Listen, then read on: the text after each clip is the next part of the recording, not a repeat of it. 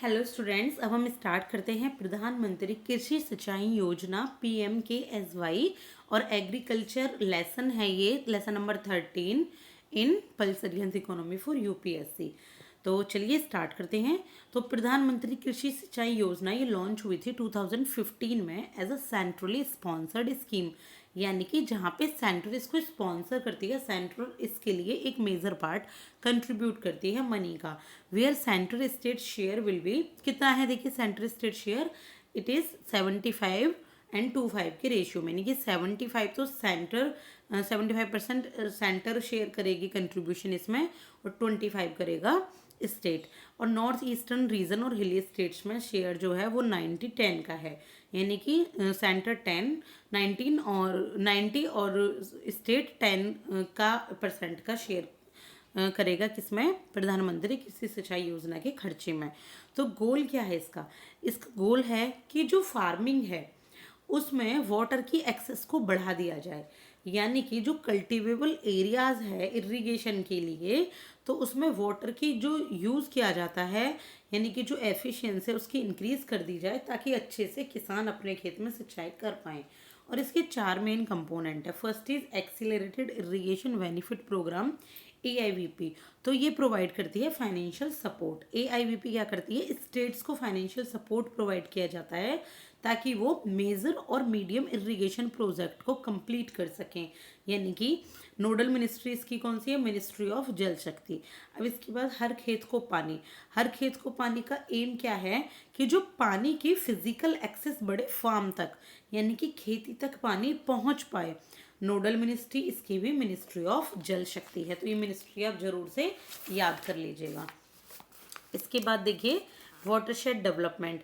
तो वाटरशेड जो डेवलपमेंट है वो इम्प्लीमेंट हुआ था डिपार्टमेंट ऑफ लैंड रिवेन्यू के द्वारा, मिनिस्ट्री ऑफ रूरल डेवलपमेंट है, और विच जो क्या किस पे फोकस करता है, on the development of rainfed areas.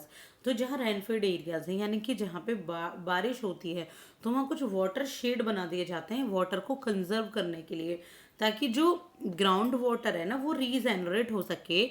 आगे कभी भी हार्वेस्टिंग करते हैं या मैनेजमेंट करते हैं खेत में, तो उस पानी को यूज़ किया जा सके।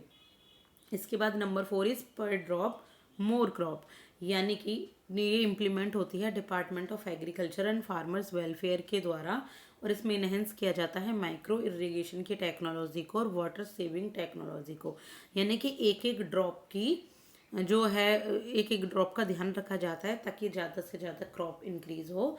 देखिए माइक्रो इरिगेशन फंड होता है एक MIF, ये ऑपरेशनलाइज्ड हुआ था बाई नाबार्ड इन 2019-20, जो फैसिलिटेट करता है स्टेट गवर्नमेंट को क्या प्रदान करता है, स्टेट गवर्नमेंट को क्या सुविधा देता है कि जो भी एडिशनल रिसोर्सेज हैं जिसके अंदर आती हैं माइक्रो इरिगेशन फैसिलिटी, जैसे micro irrigation facility means sprinkler irrigation, drip irrigation पढ़ा था हमने, और ये वाटरशेड डेवलपमेंट पर ड्रॉप मोर क्रॉप, ये माइक्रो इरिगेशन फैसिलिटी होती हैं। तो यहाँ पर ये इनकी हेल्प करता है ये फंड, यानी कि फंड सिर्फ इसीलिए प्रोवाइड किया जाता है। तो गवर्नमेंट ऑफ इंडिया 3% का इंटरेस्ट सबवेंशन भी प्रोवाइड करती है स्टेट गवर्नमेंट को, यानी कि 3% की सब्सिडी देती है एक तरीके से। और स्टेट जो होता है वो एक्सेस कर सकता है MIF को फॉर इनोवेटिव इरिगेशन प्रोजेक्ट, जैसे शुगर कैन के लिए, शुगर लिंक्ड सिस्टम के लिए, माइक्रो इरिगेशन के लिए कमांड एरियाज में, including project in PPP mode में ये होता है। इसके बाद देखेंगे फर्टिलाइजर सेक्टर। तो फर्टिलाइजर्स सेक्टर में देखिए plants requires nutrients for their growth which are provided through fertilisers. और फर्टिलाइजर सेक्टर में हम सबका सब फर्टिलाइजर के बारे में पढ़ेंगे कि किसी भी प्लांट के ग्रो करने के लिए फर्टिलाइजर की किस तरीके से ज़रूरत होती है। तो सबसे पहले हम समझेंगे कॉमन फर्टिलाइजर्स कौन से हैं। तो देखिए कॉमन फर्टिलाइजर्स होते हैं डायमोनियम फॉस्फेट और म्यूरेट ऑफ पोटाश MOP। और मैक्रोन्यूट्रिएंट्स होते हैं इसमें नाइट्रोजन, फॉस्फेरस और पोटेशियम। और आइडियल रेशियो क्या होता है, नाइट्रोजन का 4, P का 2 और K 1, यानी कि इतना रेशियो इनके बीच में होना चाहिए, जहाँ 4 गुना होता है N, 2 गुना होता है फॉस्फोरस और आपका पोटेशियम होता है 1 गुना। तो माइक्रो न्यूट्रिएंट्स कौन कौन से होते हैं, देखिए ये मैक्रो न्यूट्रिएंट्स है, माइक्रो होते हैं आयरन, बोरोन और मैग्नीज। और भी काफ़ी सारे इनमें होते हैं। अब इम्पोर्टेंट फैक्ट पढ़ेंगे इसके बारे में। इंडिया थर्ड लार्जेस्ट प्रोड्यूसर है फर्टिलाइजर्स का आफ्टर चाइना एंड यूएसए। याद रखिएगा, इंडिया क्या है, third largest producer of fertilisers, यानी कि फर्टिलाइजर्स को उगाता है इंडिया, खुद प्रोडक्शन करता है चाइना और यूएसए के बाद। India is the second largest consumer of fertilisers after China. China में सबसे ज़्यादा फर्टिलाइजर्स यूज़ किए जाते हैं, आफ्टर दैट इंडिया में यूज़ किए जाते हैं। India rank second in production of nitrogenous fertilisers and third in phosphate fertilisers. तो नाइट्रोजीनियस फर्टिलाइजर्स में कितनी है इंडिया, किसका, इसके प्रोडक्शन में ये है सेकंड, और थर्ड है फॉस्फेट में। इंडिया क्या है, वर्ल्ड का लार्जेस्ट यूरिया इंपोर्टर है, यानी कि सबसे ज़्यादा यूरिया इंडिया में ही मंगाया जाता है globally. 8 to 9 million ton per annum urea आता है, मोस्टली फ्रॉम कहाँ से, China, Oman, Ukraine and Egypt से। On an average around 5 million tons of phosphatic fertilisers are imported. कितना phosphatic fertilisers, 5 million ton import किया जाता है इंडिया में, mostly from China, Morocco, Saudi Arabia, Russia and Jordan में। इसके बाद देखें potash supplies which is around 4 million turns a year is fully imported from Canada, Russia, Belarus, Jordan etcetera.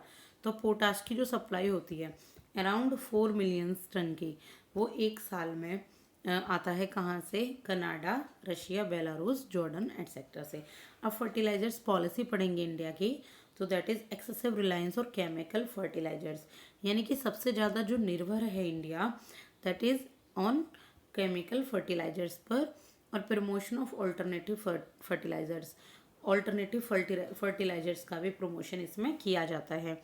तो ये ग्रीन रिवॉल्यूशन आया था केमिकल फर्टिलाइजर्स, उसके बाद ज़्यादा बढ़े, और ऑर्गेनिक फर्टिलाइजर्स और जो बायो फर्टिलाइजर्स होते हैं वो होते हैं आपके ऑल्टरनेटिव फर्टिलाइजर्स, यानी कि इनमें केमिकल्स नहीं होता, ये ऑर्गेनिक और नेचुरल होते हैं। इसके बाद देखिए, गवर्नमेंट प्रोवाइड करता है fertiliser subsidy but follows different design for urea and non urea waste fertilisers, यानी कि जो गवर्नमेंट है वो प्रोवाइड तो करती है फर्टिलाइजर सब्सिडी, लेकिन वो कुछ डिफरेंट डिज़ाइन फॉलो करती है, दोनों के लिए अलग अलग। तो ये है देखिए आपकी यूरिया और ये नॉन यूरिया वाले फर्टिलाइजर्स, इसको एनबीएस कहते हैं, न्यूट्रिएंट वेस्ट, और इस ये होता है आपका, देखिए मार्केट प्राइस राइज होता है, अगर मार्केट प्राइस इंक्रीज़ होता है तो सब्सिडी भी इंक्रीज़ कर दी जाती है यूरिया पर, ताकि किसानों पर बोझ ना पड़े। तो ये सब्सिडी होती है यूरिया के ऊपर जो गवर्नमेंट के द्वारा दी जाती हैं, और ये आपका सेलिंग प्राइस होता है और ये आपकी सब्सिडी होती है। इस केस में क्या होता है, सेलिंग प्राइस जो होता है फार्मर्स के लिए वो फिक्स होता है, वही सब्सिडी जो होती है वो वेरिएबल होती है, यानी कि सब्सिडी चेंज कर दी जाती है। न्यूट्रिएंट बेस्ड सब्सिडी क्या होती है, ये देखिए अगर मार्केट प्राइसेस राइजेज होते हैं तो सेलिंग प्राइसेस भी इंक्रीज होते हैं इसमें, लेकिन इसमें फिक्स सर्विस सब्सिडी दी जाती है नॉन यूरिया फर्टिलाइजर में। इस केस में क्या होता है, सेलिंग प्राइस फार्मर के वेरिएबल होते हैं लेकिन सब्सिडी फिक्स्ड है। ये दोनों देखिए वाइस वर्सा में ही यूज़ किए गए हैं। उसके बाद देखिए है न्यूट्रिएंट बेस्ड सब्सिडी, ये मैं आपको नेक्स्ट वीडियो में कंटिन्यू करने वाली हूँ। Thank you so much, like and subscribe if you really like my video. Thank you.